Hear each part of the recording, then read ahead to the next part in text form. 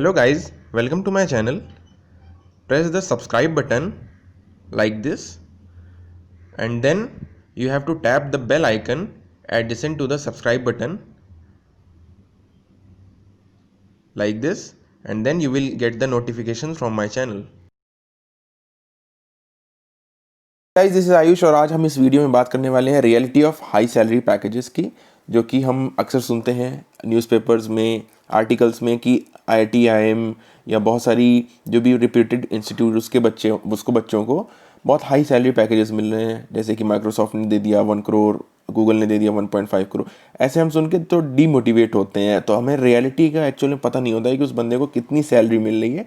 बस हमें लगता है कि यार उसको बहुत ज़्यादा सैलरी मिल रही है, उस बंदे को इतनी ज़्यादा सैलरी मिल रही है कि हम उसकी रैट रेस में लग जाते हैं, जैसे आईआईटी में जाने की या किसी भी इंस्टीट्यूट में या बीटेक करने की या बीटेक इन कंप्यूटर साइंस करने की। हम उसमें दौड़ में लग जाते हैं कि हमें भी मिले, लेकिन लोगों को एक्चुअल में पता नहीं है कि दो चीज़ होती हैं। देखिए, एक तो कि सैलरी जो उसको मिलती है वो उसका टोटल पैकेज होता है, ना कि उसकी सैलरी होती है। जो भी हम न्यूज़पेपर में जैसे 1.5 करोड़, तो ये उसकी सैलरी नहीं है, ये पैकेज है। तो डिफरेंस एक होता है सैलरी पैकेज, या जिसको हम कहते हैं सीटीसी, कॉस्ट टू कंपनी, ठीक है।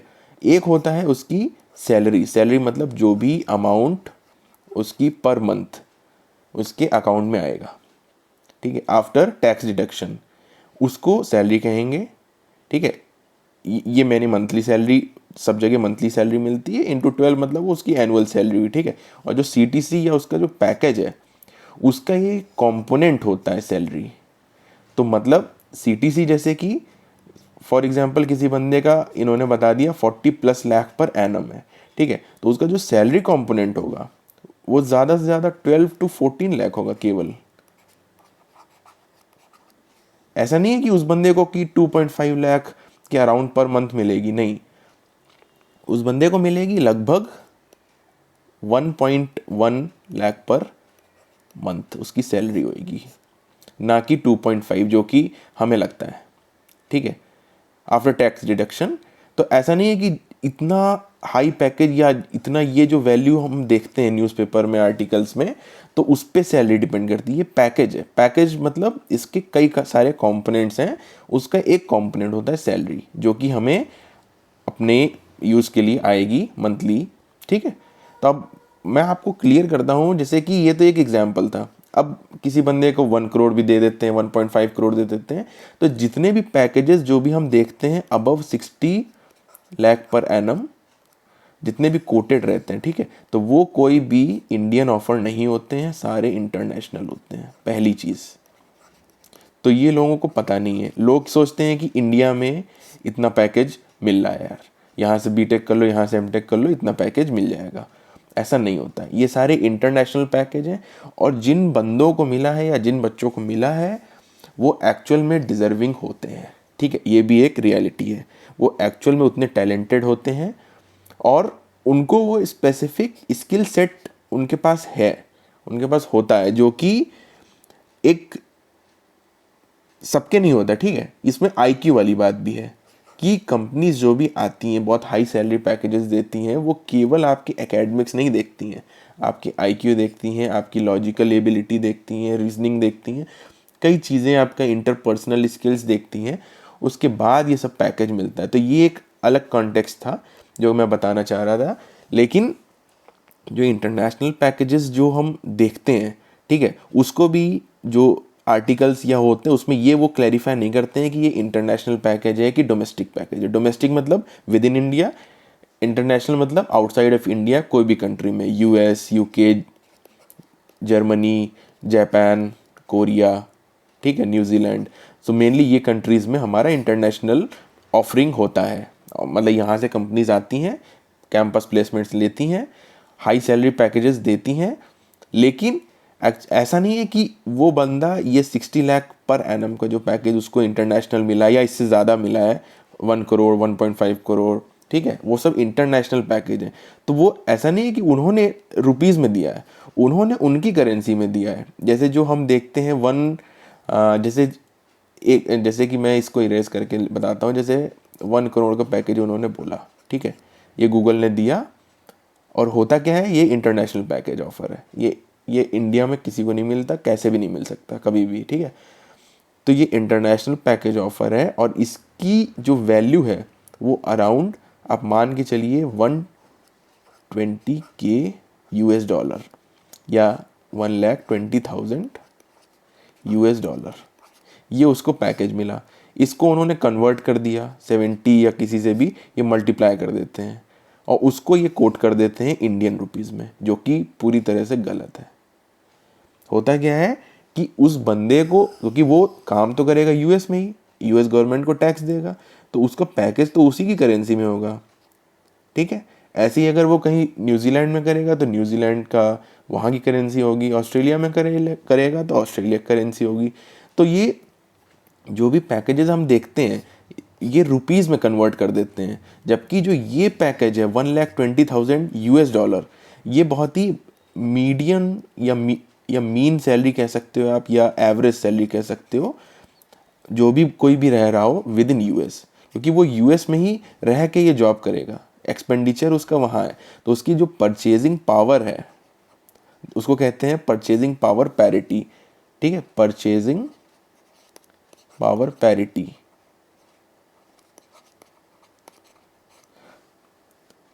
PPP, ये तो बहुत ज़्यादा है यूएस का, मतलब कि जो वहाँ पे वो खरीद सकता है सामान, वो उसको खरीदना पड़ेगा 1,20,000 उसकी करेंसीज में, ठीक है।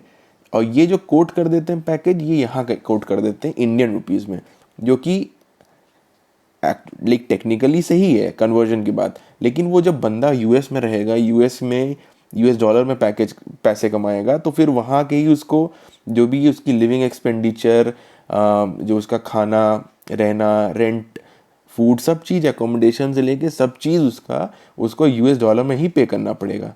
तो ये पैकेज बहुत ज़्यादा लगता है हमको इंडियन रुपीज़ में, बट इन एक्चुअल ये बहुत ही एवरेज सैलरी है इन कॉन्टेक्स्ट ऑफ यूएस।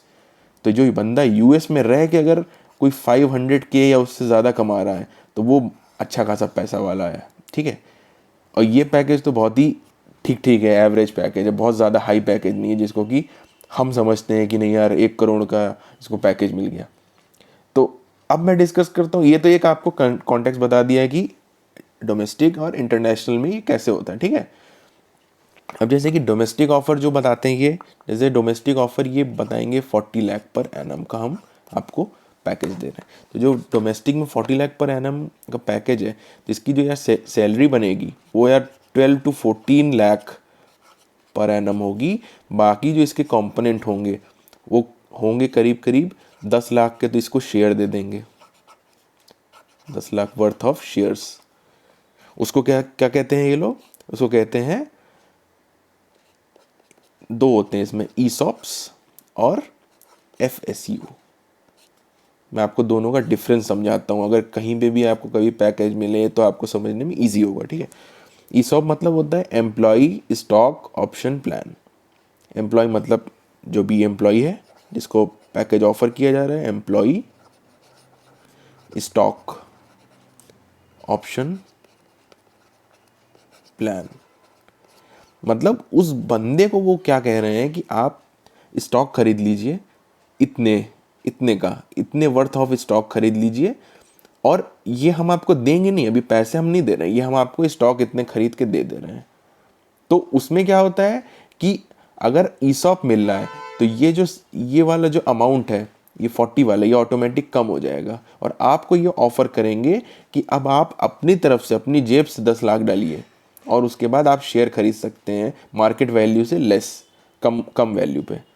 तो ये फ्रेशर्स को तो नहीं देते हैं वो, ठीक है। ईसॉप फ्रेशर्स के लिए जनरली नहीं होते हैं, जो एक्सपीरियंस कैंडिडेट होते हैं उनको ऑफर किया जाता है। हम बात करेंगे विद रिस्पेक्ट टू फ्रेशर्स जिनको फिक्स्ड स्टॉक यूनिट्स दिए जाते हैं, FSU, फिक्स्ड स्टॉक यूनिट्स। जैसे कि 40 लाख का पैकेज है किसी का बंदे का, उसको इतने की उसमें सैलरी ब्रेकअप दे देंगे, 10 लाख वर्थ ऑफ शेयर उसको दे देंगे, उसको कहेंगे फिक्स्ड स्टॉक यूनिट। अब ये जो 10 लाख वर्थ ऑफ शेयर हैं, ये क्या करेगा, कहेंगे कंपनी वाले कि आपको 3 साल रहना पड़ेगा कंपनी में, minimum 3 years, of continuous service आपकी होनी चाहिए, या मतलब ये एक फिगर है, 3 भी हो सकता है, 2 भी हो सकता है, 5 भी हो सकता है, 7 भी हो सकता है। उसके बाद ही आप ये जो 10 लाख वर्थ ऑफ शेयर हैं ये आप ले सकते हैं। ले सकते हैं मतलब ये आप अपने क्रेडिट कर सकते हैं, उसके बाद भी इस पे आपको टैक्स देना पड़ेगा जब भी आप लेंगे, इसको सेल आउट करेंगे। मतलब जब आप कंपनी ज्वाइन करेंगे आपको इतने के शेयर दे दिए, ठीक है, एक आपने टेन्योर पूरा किया 3 साल का, तो आप जैसे ही 3 साल ख़त्म होंगे उसके बाद आप एलिजिबल होंगे इस शेयर को बेचने के लिए, और शेयर बेच के आपको जो भी उस समय रेट चल रहा होगा उसी पे बेचना पड़ेगा। अब हो सकता है कि वो शेयर गिर गया हो तो आपको ये 10 लाख वर्थ ऑफ शेयर पे घाटा भी हो जाए, ऐसा कोई कंपलसरी नहीं कि ये 10 लाख वर्थ ऑफ शेयर बढ़ ही जाए, तो ये कंपनी के स्टॉक ऊपर नीचे होते रहते हैं, ठीक है। तो ये 10 लाख वर्थ ऑफ शेयर 3 साल के बाद हो सकता है 12 लाख के हो जाए, हो सकता है 8 लाख के हो जाए। तो ये डिफरेंस क्लियर है, राइट, कि 10 लाख के जो शेयर हैं वो 12 के भी हो सकते हैं, 8 के भी हो सकते हैं, 20 के भी हो सकते हैं, 4 के भी हो सकते हैं। तो जो भी उस समय होगा सेलिंग प्राइस, तो उस पर आपको ये सेल आउट कर सकते हो आप, और उसके बाद भी आपको टैक्स देना है जो कि अराउंड 30% होता है। तो आपको ये टैक्स काट के, मतलब कि अगर आपके 12 हैं तो उसका 30% कट जाएगा, उसके बाद जो रिमेनिंग अमाउंट है वो आपको मिलेगा, ठीक है। तो 3,60,000 तो आपका कट जाएगा सीधे, बचेगा कितना, 8.4 आपको मिलेगा अकाउंट में, इन केस जब शेयर की वैल्यू 12 लाख हो गई हो। अगर आप कम हो गई है और तो भी आपको टैक्स तो देना ही है, तो आप उसके बाद ही आपको मिलेगा पैकेज, उसके बाद ही आपको ये क्रेडिट होगा आपके अकाउंट में वैल्यू। तो टैक्स तो आपको देना ही देना है, भले शेयर की वैल्यू बढ़ी हो या कम हुई हो, और ये वैल्यू भी कम या ज़्यादा हो सकती है डिपेंडिंग कंपनी टू कंपनी, ठीक है। तो ये आपको क्लियर हुआ। उसके बाद इसमें और एक कंपोनेंट होता है, जैसे कि उसको कहते हैं ये एम्प्लॉय हायर एजुकेशन के लिए, इसमें मतलब दे देते हैं आपको कुछ फिक्स्ड अमाउंट, या उसके बाद एक होता है फ्लेक्सिबल बेनिफिट प्लान होता है, ठीक है। एक होता है परफॉर्मेंस बेस्ड, माने कि जैसे कि इन्होंने इस 40 में लिख दिया कि 5 lakh will be based on your performance. आपने अगर अच्छा परफॉर्म नहीं किया तो आपको ये वैल्यू नहीं मिलेगी, ये साल के एंड में मिलती है, या 1.5 साल बाद मिलती है, कहीं कहीं 2.5 साल बाद मिलती है, 2 बार में, ठीक है, एरियर के साथ। तो ये कंपनी टू कंपनी वेरी करता है, और अगर आपका परफॉर्मेंस अच्छा नहीं है तो ये नहीं मिलेगा, तो ये डिडक्ट हो गया आपका, ये आपको कभी पैसा मिलेगा ही नहीं। तो ये सब क्लॉजेज रहते हैं आपके। तो अब मेरे हिसाब से कि आपको जो पैकेज की रियलिटी है वो कुछ कुछ समझ में आई होगी, कि जो जो ये तो आपको पक्का मिलेगा ही मिलेगा इतना अमाउंट, ठीक है, ये सैलरी आपको पक्का क्रेडिट होगी खाते में, अकाउंट में आएगी, इसकी कोई बात नहीं है, इसको कहेंगे हम फिक्स्ड सैलरी। और वेरिएबल सैलरी, वेरिएबल कंपोनेंट में कई कंपोनेंट आ गए, जैसे कि शेयर उन्होंने दे दिए आपको, हायर एजुकेशन या प्रोफेशनल परस्यूट कह सकते हो उसको, कि आपको कोई सर्टिफिकेट्स करने हैं, वो आप जब करोगे उसका आप प्रूफ दोगे कि मैंने हाँ इसमें स्पेंड किया अपना पैसा, तो वो आपको देंगे। अगर आप नहीं करोगे तो वो आपको पैसा मिलेगा नहीं, ठीक है। जैसे इन्होंने इसी पैकेज में इसका प्रोफेशनल परस्यूट का 5 लाख दे रखा है, तो ये 5 लाख आपको मिलेंगे नहीं, ये आपको 5 लाख तभी मिलेंगे जब आप कोई कोर्स करोगे, तभी मिल सकते हैं। ये आपको रिम्बर्समेंट टाइप का एक तरह से हो गया, कि ऐसा नहीं कि आपने कुछ किया ही नहीं आपको डायरेक्ट 5 लाख देंगे, नहीं, आप जो जितने का भी कोर्स करोगे, सपोज आपने साल में कोई 1,20,000 का कोर्स किया, तो वही मिलेगा एक्चुअल में, विच एवर इज लोअर, ठीक है। ऐसे ही फ्लेक्सिबल बेनिफिट प्लान में जैसे कि आपको फर्नीचर का दे सकते हैं, तो आपको फर्नीचर खरीदना भी पड़ेगा, अब हर साल तो खरीदोगे नहीं, ठीक है। तो इस तरह से ये जो पैकेज होता है इसको ये जोड़ के बता देते हैं इतना सारा है। और हमें क्या लगने लगता है, बच्चों को क्या लगने लगता है, 95% पेरेंट्स को, स्टूडेंट्स को क्या लगने लगता है, बहुत ज़्यादा पैकेज वहाँ पे मिलता है, तो फिर थोड़ा सा डीमोटिवेशन होता है कि जिस बंदे को यार 3.5 लाख पर एनम कभी बहुत मुश्किल से मिल रहा है, उसको ये देखेगा तो उसको थोड़ा सा डीमोटिवेशन होगा। तो और ये भी एक मैं क्लियर करता हूँ कि ऐसा नहीं है कि जिस बंदे को इतना हाई पैकेज मिल रहा है उसको कुछ नहीं आता। यार वो बहुत ब्रिलियंट है, बहुत इंटेलिजेंट ही होगा, ये आप मान के चलो। ऐसा नहीं है कि नहीं मिलेगा, वो उस इस पैकेज के वो वर्दी है, तभी उसको मिल रहा है। आप भी वर्दी हो, बस किस्मत की बात भी है, मेहनत की बात भी है। और यार बाकी आपने कहाँ से बीटेक किया, कहाँ से एमटेक किया, उस पर तो डिपेंड करता ही है। प्रीमियर इंस्टीट्यूट के लिए भाई जेई निकालना है तो जेई निकालना है, गेट निकालना है एमटेक करने के लिए, तो वो तो है ही। फिर जब आप अच्छे एग्ज़ाम्स निकालोगे, अच्छा क्वालिफाई करोगे, अच्छी जगह से पढ़ोगे, तो वो होता ही है यार। आईआईटी से पढ़ने की बात अलग है, आईएम से पढ़ने की बात अलग है, एनआईटी की पढ़ने की बात अलग है, प्राइवेट कॉलेज की फिर बात अलग है, ठीक है। तो ये हमें बुरा नहीं मानना चाहिए, बट जो एक हमें मन में डाउट रहता है या जो क्लैरिटी नहीं होती है वो मैंने क्लियर की। तो वो मेरा मेन एम था इस वीडियो में आपको क्लियर करने का। तो कोई आपको अगर और डाउट रह गया हो इसमें तो आप ज़रूर पूछ सकते हो। तो उम्मीद करता हूँ कि ये वीडियो आपको बहुत ज़्यादा पसंद आई होगी। तो अगर ये वीडियो बहुत अच्छी लगी है तो प्लीज़ गाइज़ शेयर कर दीजिएगा, वीडियो को लाइक कर दीजिएगा, और अगर चैनल पे नए हैं तो सब्सक्राइब करके बेल आइकन को प्रेस कर दीजिएगा। अब मैं आपसे मिलूँगा अगले वीडियो में, तब तक के लिए अपना ध्यान रखिए। Bye bye.